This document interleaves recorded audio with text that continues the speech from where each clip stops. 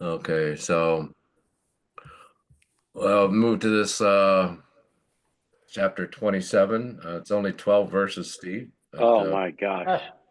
Is it Christmas? well, no, it's 14 actually, because I added two from. Oh, Yeah. Sorry. So And probably very small print. yeah. no, I tried to split it between two Yeah. screens, so it should be pretty big. Mhm. All right. In your experience with sibling rivalry, where were you more often? Were you more often the aggressor, the victim, or the tattler? Mm.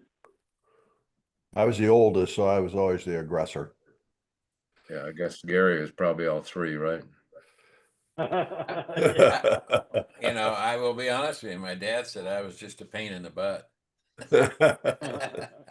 That's not one of the options here. I know, but when you're an only child, you got to be a pain in the butt. Yeah. Okay. How did you keep someone from telling mom or dad, arm twisting, bribery, or some other threat?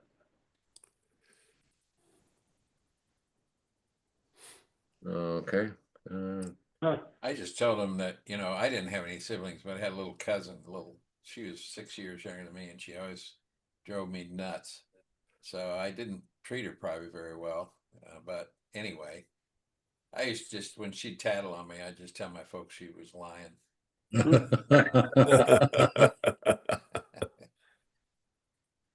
Okay. How strong is the bond that comes from having a common enemy? Mm. Pretty strong, I would think. Yeah. Mm-hmm. Mm-hmm. Even if that person wasn't an ally to begin with. Yeah. Yeah. Right. Yeah. What sorts of attitudes or behavior in another person inspire you to trust him or her?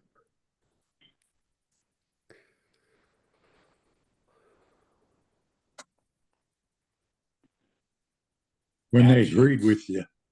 Yeah, I would say actions beyond words. Yeah. All right. Okay, Rick, this is you. So His is longer than mine, maybe. Yeah. All right, here we go. In this chapter, David revisits Achish, king of Gath, from chapter 21. David fled that day from Saul's presence and went to King Achish of Gath. But Achish's servants said to him, "Isn't this David, the king of the land? Don't they sing about him during their dances? Saul has killed his thousands, but David his tens of thousands." David took this to heart and became very afraid of King Achish of God. So he pretended to be insane in their presence. He acted like a madman around them, scribbling on all the doors of the gate and letting saliva run down his beard. "Look, you can see this. The man is crazy," Achish said to his servants. "Why did you bring him to me? Do I have such a shortage of crazy people that you brought this one to act crazy around me? Is this one going to come into my house?" So I had refer back to chapter 21. So because David again, in running from Saul, goes back into the Philippine territory to see Achish. So I think it's well, we'll talk about that, but it's strange he runs back to the same place where they thought he was crazy. So um, it's all right. Steve, this is the first page. David said to himself, "One of these days I'll be swept away by Saul. There is nothing better for me than to escape immediately to the land of the Philistines. Then Saul will stop searching for me everywhere in Israel, and I'll escape from him." So David set out with his 600 men and went to Achish, son of Mach, the king of Gath. David and his men stayed with Achish in Gath. Each man had his family with him, and David had his two wives, Ahinoam of Jezreel and Abigail of Carmel, Nabal's widow. When it was reported to Saul that David had fled to Gath, he no longer searched for him. Now David said to Achish, "If I have found favor with you, let me be given a place in one of the outlying towns so I can live there. Why should your servant live in the royal city with you?" That day Achish gave Ziklag to him, and it still belongs to the kings of Judah today. The time that David stayed in the Philistine territory amounted to a year and 4 months. David and his men went up and raided the Geshurites, the Gizurites, the Amalekites. From ancient times, they have been the inhabitants of the region through Shur as far as the land of Egypt. Whenever David attacked the land, he did not leave a single person alive, either man or woman, but he took flocks, herds, donkeys, camels, and clothing. Then he came back to Achish, who inquired, "Where did you raid today?" David replied, the south country of Judah, the south country of Jerahmeelites, or against the south country of the Canaanites. David did not let a man or woman live to be brought to Gath. For he said, "Or they will inform on us and say, 'This is what David did.'" This was David's custom during the whole time he stayed in the Philistine territory. So Achish trusted David, thinking, "Since he has made himself detestable to his people of Israel, he will be my servant forever." At that time, the Philistines brought their military units together into one army to fight against Israel. So Achish said to David, "You know, of course that you and your men must march out in the army with me." David replied to Achish, "Good, you will find out what your servant can do." So Achish said to David, "Very well, I will appoint you as my permanent bodyguard." Thanks. So this is we had two verses from Samuel 28, and it's kind of like, I think it was Gary Hamrick was talking about, I think it was Beg, when they were talking about this, is that they kind of interrupt the story about David kind of aligning with Kish. We don't know what's going to happen. Sounds like Achish is going to go to war against the Israelites, and David's going to be his right hand man and part of that battle. But then we have like breaking news comes on, and as we'll see next week, as Samuel, the prophet Samuel, died, and then we kind of focused again on Saul. So it's kind of like going through a story, and they're telling us a story, and then events started happening with another primary character of the story. So we're flipping over to that here. So this kind of we've been using this map, and so David ends up going back to Gath, where he was originally with Achish when he was hiding from Saul. And then David said, "Well, I don't, he was very humbly, he asked Achish, said, well, I don't really, I don't, I'm humble. Your honor, I didn't want to be in the same city. I don't deserve to be there. So I'm just a lowly servant. So find another place for me to go." And again, David had with him in tow probably about 3,000 people, the 600 men and their families. So they moved him all the way down here to Ziklag. And so he was far enough away. I think it was about 25 miles, and far enough away that he could carry out these raids. And Achish thought he was raiding in here in Israel territory, but it was actually raiding into Philistine territory. So that's kind of, so they set up in that town, and so this city then permanently was part of Israel, or the Jews. So any initial thoughts on this before we get into questions? Achish wasn't the smartest tool in the shed. I mean, you've been battling the Israelites for how many years? Yeah, You would think you would have some kind of spy at least watch David's clan of 3,000 people. yeah. Well, he knew. Yeah, it's probably the enemy of my My enemy is, enemy is my friend. yeah. So because they probably all knew that Saul was after David, though he does from several times. So anyway, all right, so we're gonna get into this. So we're gonna have to remember back as we read this passage. So the first question is, what is missing from this chapter?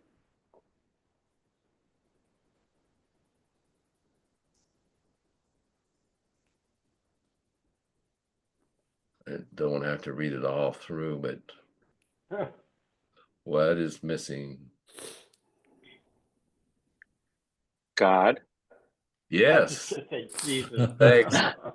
Yeah. And I think I got a comment from Beg on the end. He says, when we read the stories of the Bible, you know, where you got to also look at where the Bible's silent and what's missing.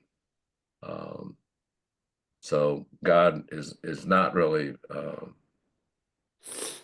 mentioned in this passage at all. So they go beyond that, in the commentaries. It's basically that David does not this is one of the few areas that exists that David doesn't trust God, is because he is running from, Saul, but he's been reaffirmed by Samuel, by Abigail, by Saul himself that he's going to be the king.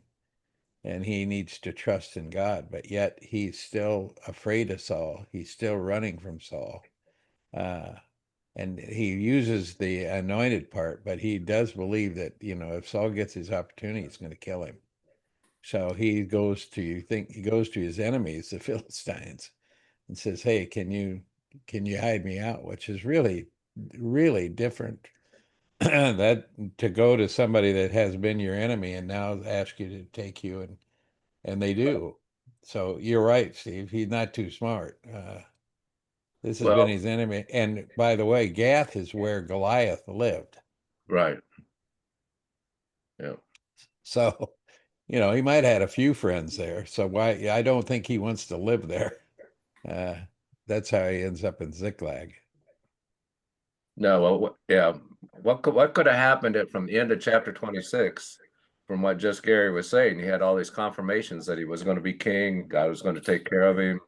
Abigail and everybody was saying that. Even Saul realized that. So, what could have happened between the end of chapter 26, where David was confident in the care of the Lord, which is one of the verses, just as I considered your life valuable today, so may the Lord consider my life valuable and rescue me from all trouble. That's David talking. To this point in chapter 27, where he runs from the promised land into the enemy's land with pagan gods. So there's another thing going here too, is Well, Samuel is dead now, right? Samuel had passed away, right? well, we don't know that at this point. We don't know Yeah. until Okay. 28. Yeah. Okay. So You're ahead of yourself, Steve. Sorry. so I don't know. That's kind of a question. What could have happened that His men could have convinced him, right? You got yes. leaders in your group. Hey, we need to get out of here. It's going to be safer over here. So, Yeah, I or don't, one of his wives. Who knows, right? yeah. Well, now too, it's not just him. He's got 600 men and some. I think I got a question on this later, but say it's probably more like 3,000 people in this group with Yeah. wives and children. Um, and so he probably feels some responsibility for that. But again, he's not asking God about what he should do. He's not relying on God's protected him and these people up until all the way through chapter 26, uh, and shown him that God is in control. He's going to protect him. He's not going to let Saul get him. Um, so he just kind of wonder what he just got lost his focus. So, and I think Well, and it's kind of weird. In 5, he's like, if I have found favor with you, well, how in the world would he have found favor with Akish?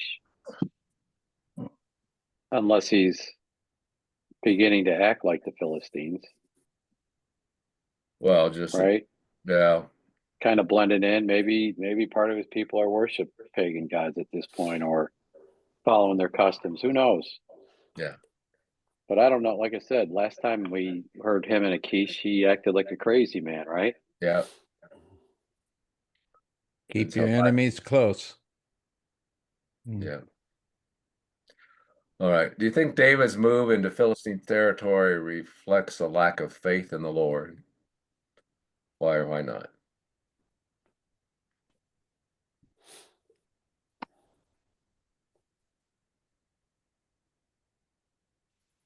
It's asking what you think. Yes. Okay. That's why it was silent. Yes. Well, and Saul said twice, "I'm not going to pursue you anymore," right? Yeah, but he broke his promise every time. Right, which is like, okay, so now I don't. If I move into Philistine territory, he's not going to pursue me anymore. Yeah. Well, and continually in Psalms, you read about how David turns back to God as he trusts him so much that that's the one reason he's not remorseful. He repents, which is two different things. And when you see this, you have to say where, that he's definitely of the flesh, because he, for his short moments, is not looking to God to say, you know what, we're going to be fine. God is on our side. We will be. Yeah. I'm going to be king. I know I am, because I've heard it from Samuel, Abigail, Saul. I am the anointed one. I will be the king. He forgets all that. Well, he's surrounded by people that their word means nothing. Right. All of the leaders, all of the heads of the armies that he's been around, they say one thing and they do something else. I can't keep from thinking that this David is in a situation kind of like my mentee is. He's always been promised something and then lied to, and then turned on. And I don't know what that would do to you, but I think that what's interesting is, and it's part of what Gary was talking about, God never changed his mind. God never walked away from him. Um, so it's got to be ultimately, when he's looking at all the people around him in the world versus what God has promised him, the only one that's consistent is God. But he's not thinking about God in doing. No, and he's not acting like it either.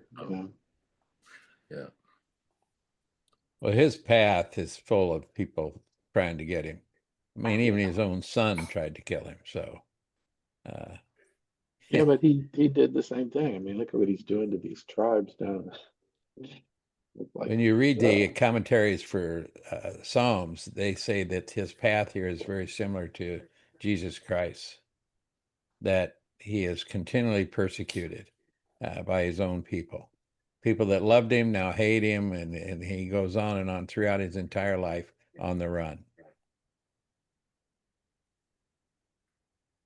but that's about the end of that equal path, because the way he goes about his life is not like Christ.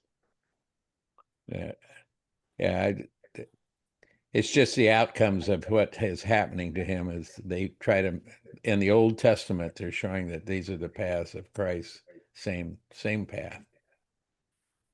Yeah, there's another conclusion on kind of on that regard, Gary. I think it was Begg, but we'll get to that. Yeah, I think it was a Begg where I read that, in fact. So why do you suppose David now felt comfortable moving to Gath, although previously he had feared for his life there? What had Man, changed? where's the softball questions this morning? There's Well, nothing underlined. Do you notice No. that? Well, this is Bill, not necessarily, you have to pick this up from the theme or what's going on in the story. It's not. yeah. Critical thinking. It's way too early in the morning to do that. Yeah. It's like when you go to the library and the librarian reads you a book and then asks you the questions. You go, what?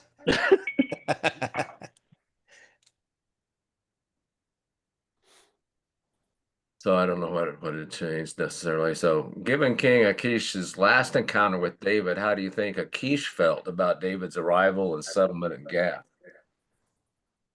What's this crazy man doing back here? Yeah.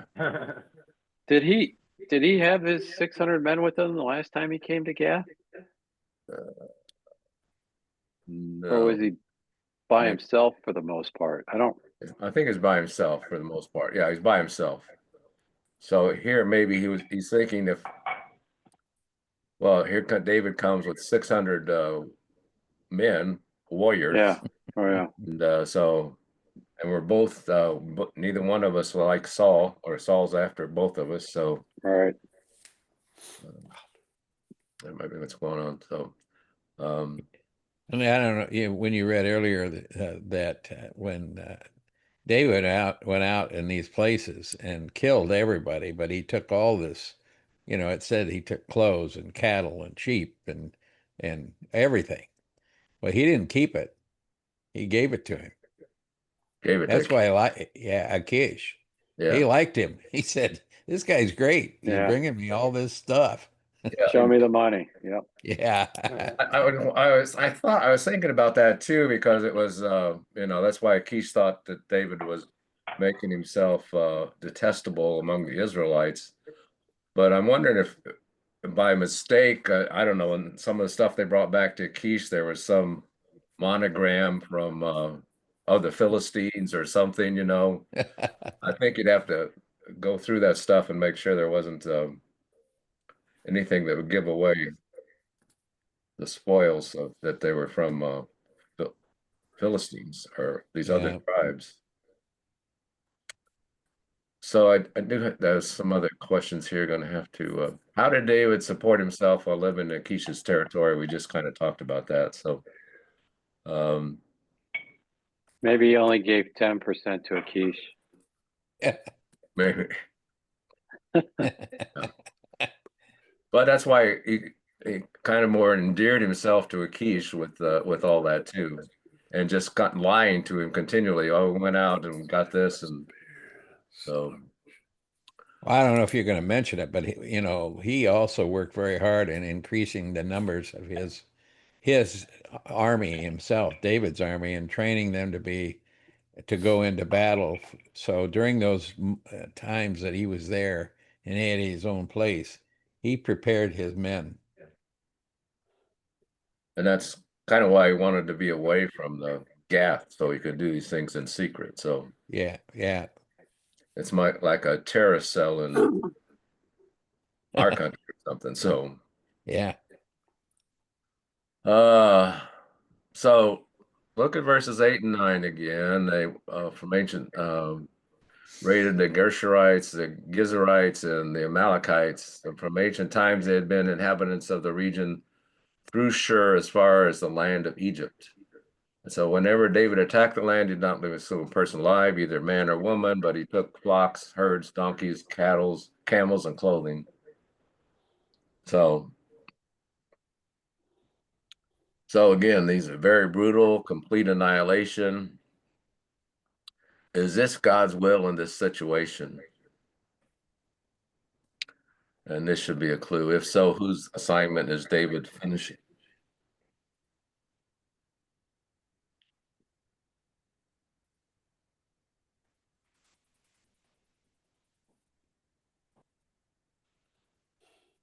Is it Saul's or is it Yeah, it's another? Saul's, but it's actually I don't say it here, but and while I was looking at this, it goes all the way back to Moses. So God told them to wipe these people out. So Samuel told Saul, said, "The Lord sent me to anoint you as king over his people Israel. Now listen to the words of the Lord.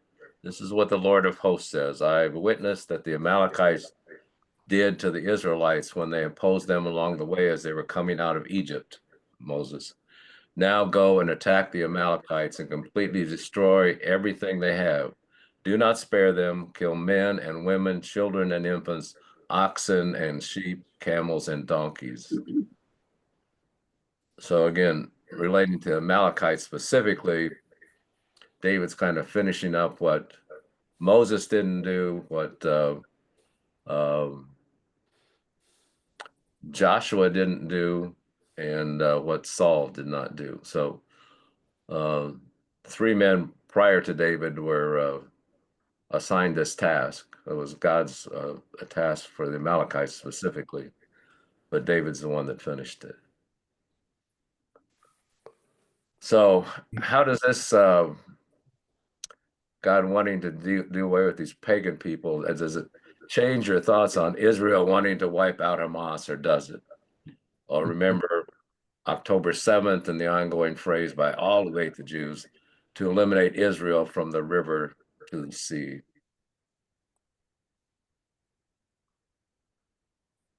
I don't know now with the What was the question?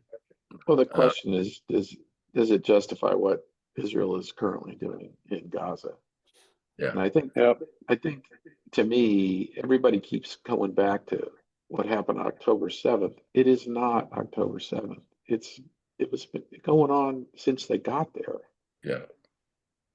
You know, I just get kind of frustrated with this, stewing down of the issue just to that one event, but they were getting bombed daily. They were getting terrorist attacks daily. And it wasn't just coming from Gaza, and Israel isn't just attacking Gaza. If you really look at it, they're using this to wipe out everybody that's been even rockets at them. And it wasn't just October 7th. Yeah. So the bigger question is, why do you think they agreed to it? Who's they in your question? Both of them. Treaties, they'll both have to sign that treaty. Well, why do you think they agreed to it? I don't think Hamas is going to walk away from their position of power, and I don't think it's just Hamas.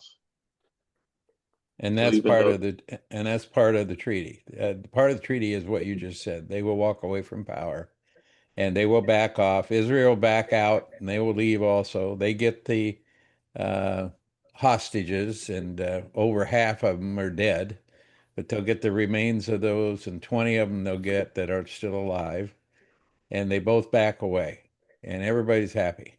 And Hamas gets 1,500 prisoners from Israel. Yep. What is it? Like 48 into 1,500. So how many? So the Hamas prisoners are worth more than the Israelites, living and dead. So I don't know. Well, and I think that's logic, our logic that fits into that. But when you look at, the question arises that they could not come to any agreement between the two of them.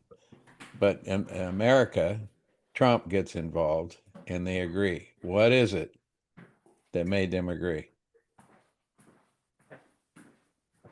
He's getting all the credit. Well, there's other countries involved in that too. But I heard it over and over and over again. All the podcasts yesterday was giving Trump all the credit for this. Well, look at what he did at the Abraham Accord. I mean, he's done this in the past. So the question is, what did he say? I'm going to open up a can of this doesn't go down. Yeah. That's a better way that's right. I really believe it. He said, look, you either back off or I'm going to join one side and we're going to wipe your ass out. That's what I think. Yeah. And they said, he can do it. And but all he would have had to say is, I'm not going to stop Israel from doing it, because Israel can do it. Yeah. Oh, yeah, they could. But I think he had from his side, from American side, saying, look, we're not only going to, we'll assist them. And once we take over, look what he did. He's got a history now. Look what he did to Iran. Well, but again, the actual agreement says, if you don't do this, Israel's going to get to do whatever they want. They're going to continue what they're going to wipe you out. It says that. I mean, that was the conversation of the agreement. It's not like, I wonder what's going to happen. It was in the agreement. So they really didn't need Trump. They didn't need America. No, they needed Trump. They needed Trump, because no one else cared that they were just beating the crap out of each other. Right. Really, I mean, there's a few protesters over here because they are from that region, actually, um, or they've been taught by instructors from that region. But you know, it's a small, isolated deal, and it weakened Israel. It weakened Hamas, and here's Egypt and Syria and everybody else sitting around watching them beat the heck out of each other. Kind of like France watching the British continue to put resources in trying to hold America, and at the last minute they go, "Yeah, hey, we'll help you out." You know, it's like it's not hard to see in the rearview mirror what was going on. And I don't know who said it earlier. I agree. I think that the whole thing is a wash. I mean, at the end of the day, our grandkids are going to see the same battling going on. This isn't just, a couple countries fighting. This is something that's gone on since the beginning of time, and it does go back to Moses, Joshua, all these different people that we're told, these are pagans, get rid of them. And nobody's ever done it. So then you look at what's going on, and you try to discern prophecy, biblical prophecy, and is it fulfilling biblical prophecy? Well, biblical prophecy, as we've talked before, it's not just, doesn't always just point to one event. It's an event that can be repeated several times, which actually we're seeing. Well, But we're many thousands, probably years from in being in Samuel and being in Psalms, but the answer is in Revelation. Yeah, it does follow it. There is a philosophy. That's going to go along with the prophecy that in the end, for what we believe anyway, is that if you believe in God and you believe in what He's going to do in the end, when the return of Jesus comes, these pagan people are going to, it's all over. well, no, all the countries will be against Israel again, kind of like they are now, it's kind of surrounded. But the end time, it'll be everybody's against Israel. So I don't understand what you're saying there, though. I know what you mean by Israel, but in Revelation, those that believe in Jesus Christ, Right. and then they And will be saved. what Dwight's talking about is the precursor to what you're talking about. Ultimately, Christ comes and judgment is made, and that's true. But before that happens, everybody turns on Israel, and it gets Yeah. real ugly. Yeah. Now, if you Yeah. believe that, only question is if you believe in the rapture, Jesus comes and pulls up all these people that are going to escape all that. Is that not true? Well, the That's what rapture. Ken said. Yeah, I don't know. We'll have to see, because who's going to be. Yeah.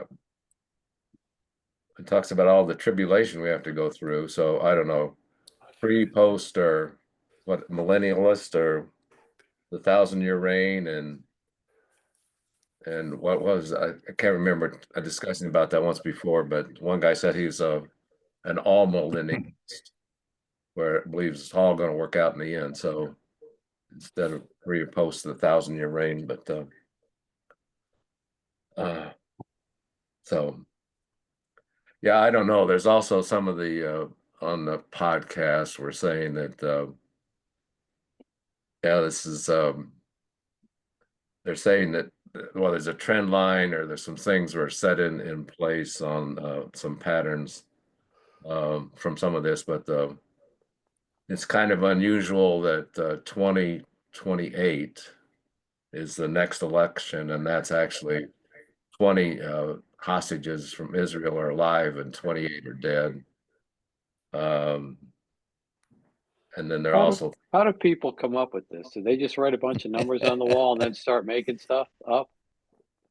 I don't know. I don't know what they is or how they come up with I these. mean, if you believe the Bible, nobody knows. Nobody's gonna know. You Well, can look at whatever you want, right? Nobody knows. Do you believe it or you don't believe it? I believe it's going to happen like a thief in the night. I have no idea.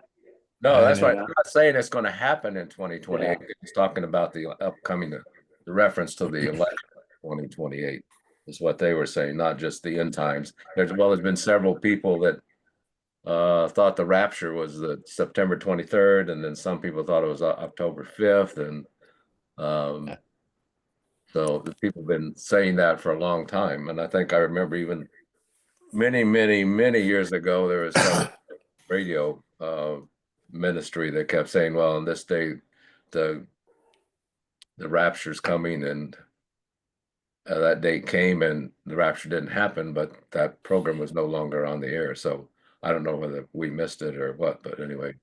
They were I mean- taken up in the rapture. Where do you I mean, given the current state of our country, I think we can all say that 2028 is going to be a shit show, for lack of a better, right? I mean, Yeah. No, that's true. And Yeah. that's what that's what Yeah. they're saying. So And Steve, I agree with you. I've read, I know Dwight, you've read a lot of them too, of Jonathan Cahn's books. I'm always amazed the way he can find numbers that fit. yeah, It's like, it's crazy. yeah, it's like Once you Rain plot Man. a line, it's easy to pick the points to fit your theory. Yeah. Yeah. I mean, So true. he backs into that stuff. Yeah. You know, Yeah, you but- can create any story you want to create. Think of the researcher, the people he must have to find that stuff. Yeah. I'm reading, I'm going, oh my gosh. Because It's like even, all- when you go, wow, that's amazing. It's like all the kids that sit up in the press box with computers during football games and pull up all the numbers and all that kind of stuff. Yep. Yep. Give you tendencies and yep, analytics. Mm-hmm. figures lie and liars figure? yeah. So there's an interesting thought here. You know, we talked about this rain. You guys remember the 1,000-year Reich? Yeah. You know, that was Hitler's Right. vision, right? You know what that means?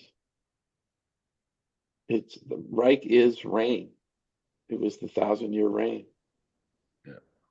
And he got it from, pulling pieces and parts out of the Bible Scripture. because he knew his people were scholars of the Bible, and there would be somebody, to Steve's point, that they would graph a line and say, "Look, that's us. This is us." Yeah. Well, that's actually Satan quotes the Bible quite a bit. So Yeah. with a few little twists here and there. Like, did God really say that you would die? Mm-hmm.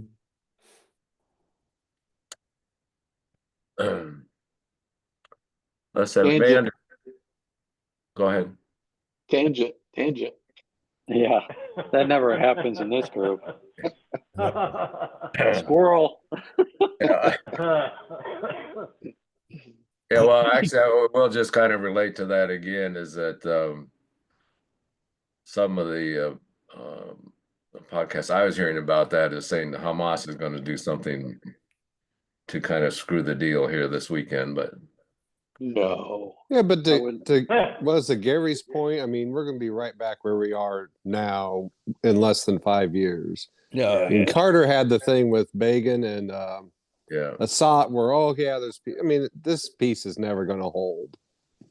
Right. no, well, the Abraham Accord too, and all that stuff before. I mean, So, it really doesn't matter what happens today or tomorrow or in the next week. Within 5 years, they'll be back to killing each other again.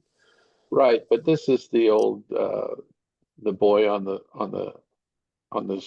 beach throwing the starfish into the water. It made a difference to this one. yeah, Right? It might make it right, but I'm saying this isn't going to last. Yeah. Yeah, but Steve, you're right. You're right. And it really fits our lesson today is that David, for a moment here, is not turning to God, not believing in God. So we are turning to a politician to say, this is, wow, this is great. This is something we've looked for forever. and it's not going to last. I can guarantee it's not going to last because in prophecy, it's not going to last.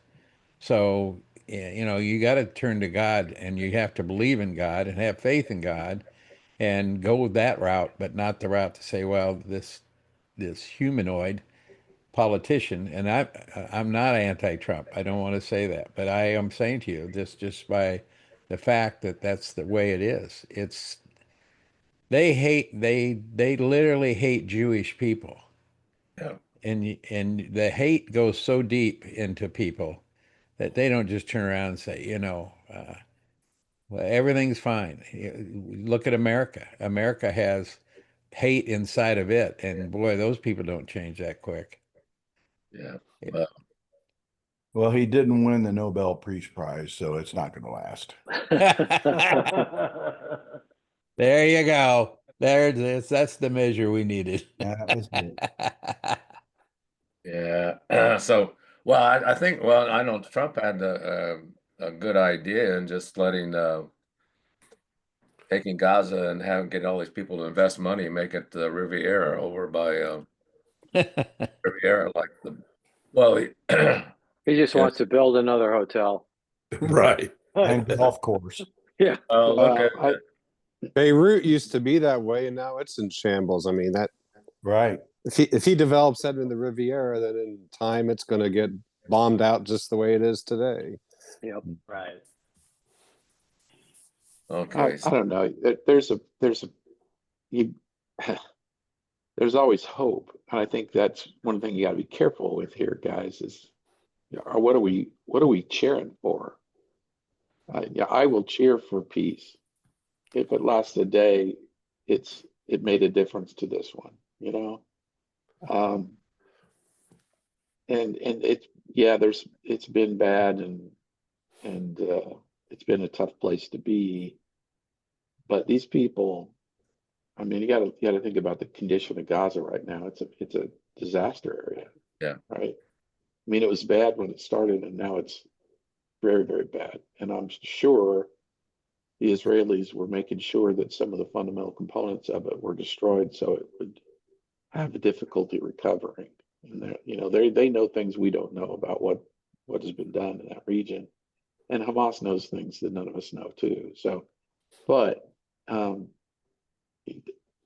you take the win, and have hope that hearts can be changed, because that's ultimately what Jesus came for, right? He says, I am not here to make your journey easy. I'm here to give you life. So there's a difference between the world and success and the ultimate success of this thing. So, He did also say that if you are a disciple and you're a Christian, you will suffer. Yeah. Yeah. Okay, but it gets. I'd take you right back to the get to. Right. I do these things because I get to, and some of those things are suffer. Some of those things are help others. Immediately, yeah. Exactly. Some of those things are blessings, and I think even the passage that says that I mean, you'll have abundance, you'll have some blessings in the land of the living. So it's not that we're just all the good will only be after we die and go to heaven. It does promise us some blessings in the land of the living. So I can't remember exact passage, but no. So back to their story. We may understand David's situation, needing refuge for himself, his 600 men, their families, maybe 3,000 total plus, and David's loyalty to Israel and to Yahweh. But did that give him any moral right to act as he did, lying and deceiving Achish and killing all these people? That's just your thoughts. Don't look over here. I don't. When you read it, it definitely doesn't come off that way, right? You kind of go, man, you're you're saying whatever you want to, whatever you need to say to survive. And you don't say, God, what should I do once Right. in that. So no, I think he didn't have, you know, and if I could get off by quoting stuff that was a command 1,000 years ago and say, see, I was doing that. Okay, well, you weren't assigned it, so what were you doing it for? You know, it's convenient, but I don't think he was morally in the right. I think that's the issue, because I think both everybody, and I think what was I think the title I had of this thing was go back here.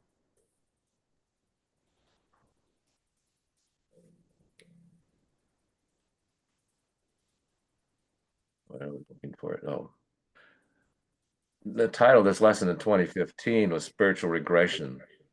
No longer God, I will do it. Yeah. Well, What? and he knows he's going to be the king of Israel.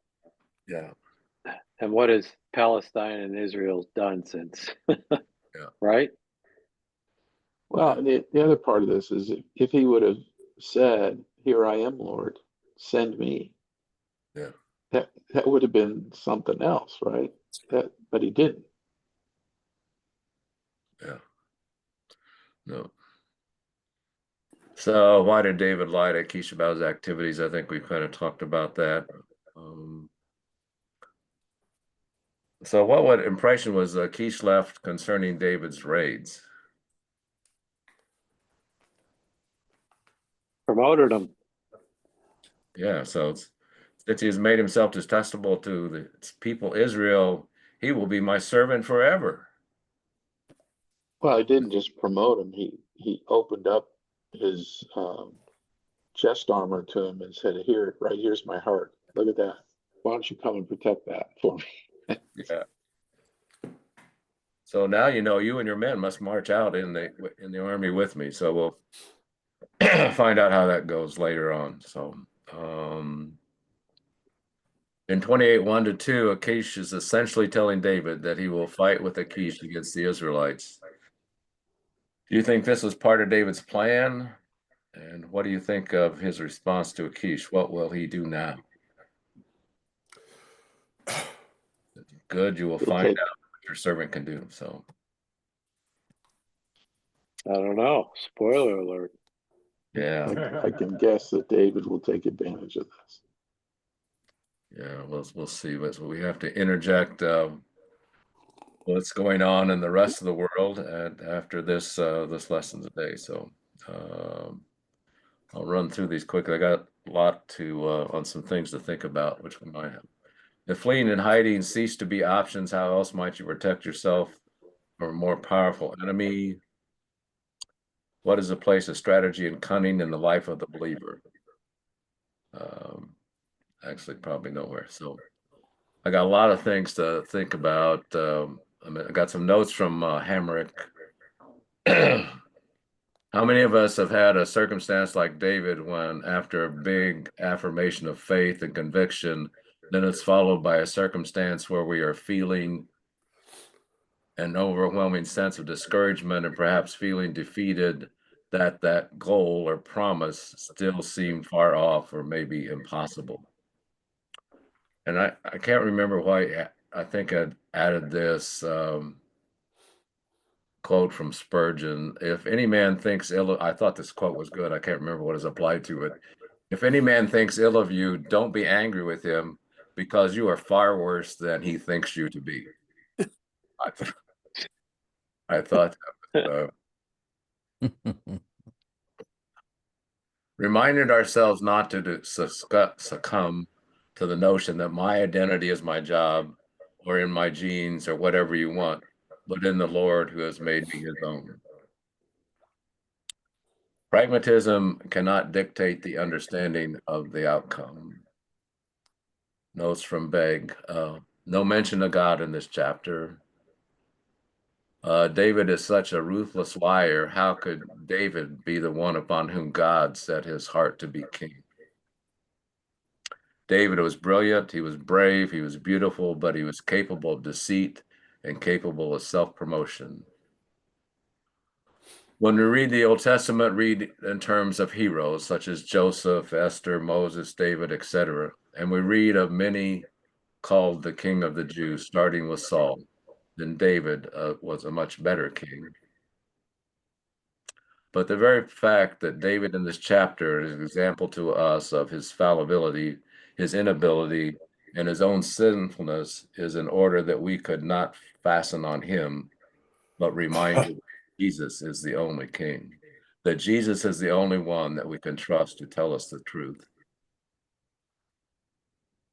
This is not a, and I think Alistair Begg went on to, he says, you survey the Old Testament and the kings, and you look across the whole horizon of all these kings that we've seen, none really was the king of the Jews that Christ was. So he's saying that's kind of the point of all these imperfect kings. This is not a good chapter for David, and certainly not his worst chapter, as we'll see later. In these chapters, we can also learn from the silence and the absences. Other commentary. We must be on our guard against regressing to self-centered patterns of behavior. Not for the first time, David stopped consulting God and began to focus on his own abilities. He said to himself, not the Lord, in the first verse. Note also the number of times he used first-person pronouns. I will be swept away by Saul. There is nothing better for me. Then Saul will stop searching for me. I'll escape from him. In spite of God's continual protection from Saul's attack, David once again allowed fear to cause him to regress in his faith. He fled into Philistine territory and ingratiated and aligned himself with the pagan king. Sadly, in order to impress Achish, he began lying again. He also engaged in raids that left whole towns wiped out. Since these were non-Jewish cities, he probably rationalized the behavior and saw himself as the means that God was using to judge the pagan inhabitants of Canaan. It's easy to stand amazed at David's spiritual ambivalence and to raise the question, how could this happen? However, when we feel we lack wisdom to face difficult times in our lives today, even with all we know from the whole of Scripture, it's easy to vacillate, waver, and even regress to hold patterns of behavior to focus on ourselves rather than on God. This is why James exhorted us all. If anyone longs to be wise, ask God for wisdom, and he will give it. He won't see your lack of wisdom as an opportunity to scold you over your failures, but he will overwhelm your failures with his generous grace. Just make sure you're asked empowered by confident faith without doubting that you will receive. For the ambivalent person believes one minute and doubts the next. Being undecided makes you become like the rough seas driven and tossed by the wind. You're up one minute and tossed down the next. When you're half-hearted and wavering, it leaves you unstable. Can you really expect to receive anything from the Lord when you're in that condition? Ouch. Yeah. But can you expect to be in any condition without the Lord? Ah, No. So I won't so breaking under the pressure of his circumstances, David began to doubt God's promises. His faith wavered and become despondent and discouraged, failing to trust God, trust the promises of God. So it is with us. Far too often we allow circumstances to defeat us. Some problem or difficulty, misfortune or hardship, trial or temptation, bad or perplexing circumstance happen to us, and we become stressed out. Amen. So we become pressured, strained, distressed, or grief-stricken. We begin to doubt the promises of God. We begin to question the validity of God's promises, and unbelief sets in. Unbelief grabs our heart, and we fail to rely on God's word to us. We turn away from the Lord and take things into our own hands. We fail to trust God, fail to be patient, not waiting long enough for the Lord to work the circumstances out. Or we lack the faith in God's power, the belief that God will give us the power to overcome and conquer the pressuring, distressing trial. If there's any one lesson we need to learn, it's the lesson of trust and patience, believing in the promise of God enough to wait upon God to meet our needs. We must learn not to give in to doubt and unbelief, failing to trust God's promises. Doubt and unbelief will keep us from entering the spiritual rest promised by God. God's spiritual rest means purpose, fulfillment, satisfaction, assurance, and confidence as we walk throughout life. To have God's spiritual rest means to have the wonderful, productive, and fruitful life that only God can provide. It means to be victorious over the enemies of life, conquering all that opposes us and attempts to defeat us in life. To have spiritual rest means to have the power to overcome any and all distressing circumstances of life, and to know that we will live eternally, conquering even death itself. For these reasons, we must never give in to doubt and unbelief, never to fail to believe God's promises. Doubt, unbelief, and distrust stand against all the promises of God. Lying to or deceiving a person is one of the worst evils that can be committed. Lies and deception always do damage, for the offended person acts upon what he has been told. And if a lie or some deception is not immediately exposed, it still causes all kinds of problems, etc. Go on to this. I want to move. This is the takeaway card, and this is a couple of things I had from the 2015. If you look at the world, you'll be distressed. If you look within, you'll be depressed.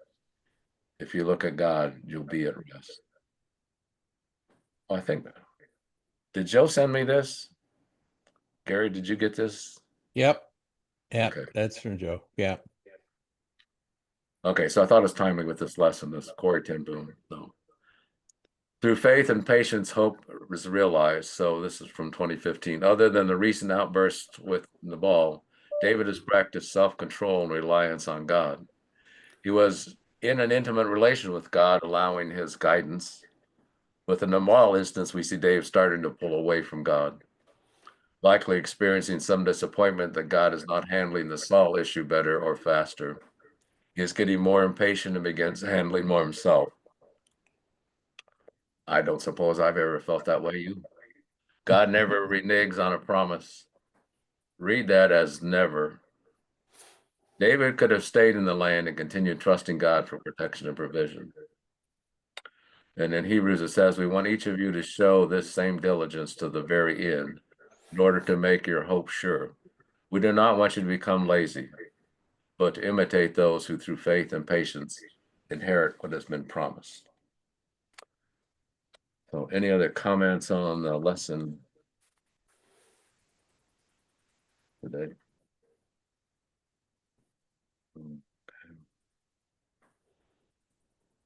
Want me to shut it off? Yeah. All right. Probably should have shut it off at question 8.